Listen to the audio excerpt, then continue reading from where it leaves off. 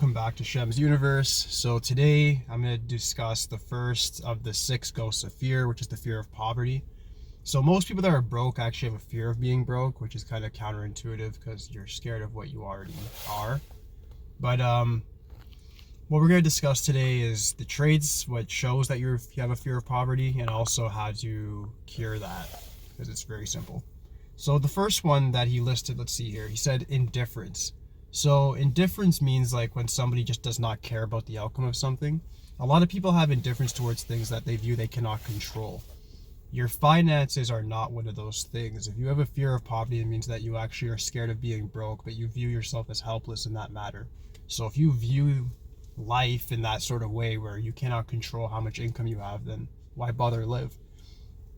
If you have indifference towards it, do the polar opposite. So what he's saying is, if you're indifferent, become somebody that wants a different outcome. And to get a different outcome, do different things each day. If you have one job, get 2. If you are sacrificing in one way, sacrifice more. If you have an addiction, cut it out. That's making you spend your money. All right, so that's the first point. The second one is indecision, which I think a lot of people fall for. And that just means you don't actually decide on what you want to do, or you don't decide how much money you want to make based on the first thing that you actually view you cannot get it anyway. So if you view your life that way, you're going to fail, because you're just going to say, oh yeah, so I want $1 million, I want to be a millionaire, but you never actually make the decision to say, this year I'm going to make this amount of money, then the next year I'm going to hit that $1 million mark. You never make that decision. Without making the decision, you're not going to get shit done. Simple. Number 3 is doubt. So doubt is something a lot of people have. All of these are really related to fear. If you ask me, it's a fear of poverty, right? So doubt is like another sign of it, showing that you just doubt your goals. You do things and you doubt yourself and you doubt the people around you and you start worrying about it. And then all of a sudden you get off your process and you actually don't do what's necessary to get the objective done. So doubt will kill you. Simple way to like a remedy for that, I would say, is just develop a process and then stick with it, and don't be overly concerned with your results. Just stick with the process for a given amount of time and see what it does for you.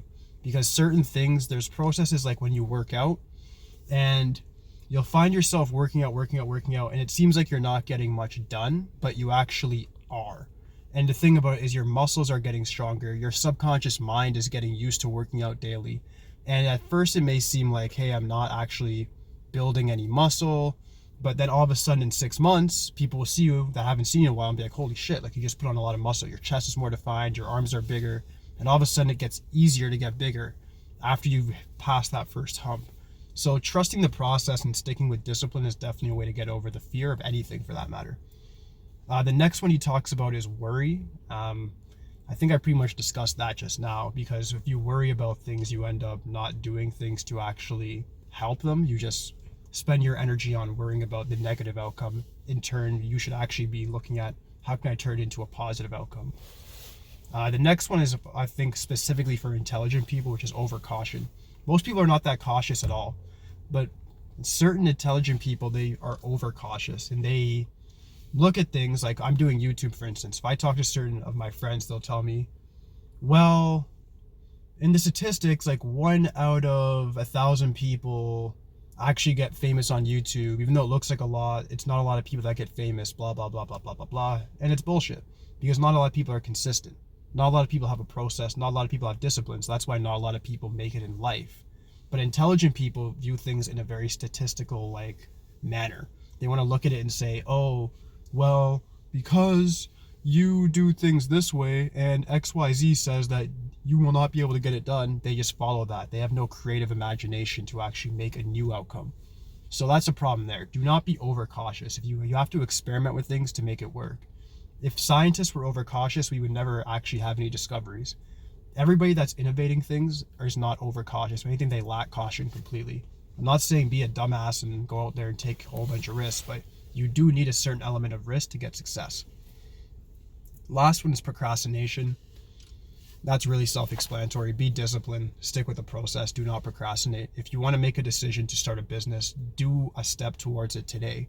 Don't just say, I'm gonna start a business and then next week hasn't done anything. A month goes by, you still haven't done anything, just thinking about it in your head. That's not doing anything. Take an action. If you want to start a blog, look into what site you're going to use to create it. If you want to start a business of some sort, like get a store, open a coffee shop, it could be whatever. Figure out the way in which you're going to do it and do small steps each and every day. All right. So that's just the fear of poverty. If you have any questions on it at all, I think those points are really easy to comprehend. But if you do have more questions, just leave it in the comments or send me an email. Please like, subscribe, holla at me. That's it.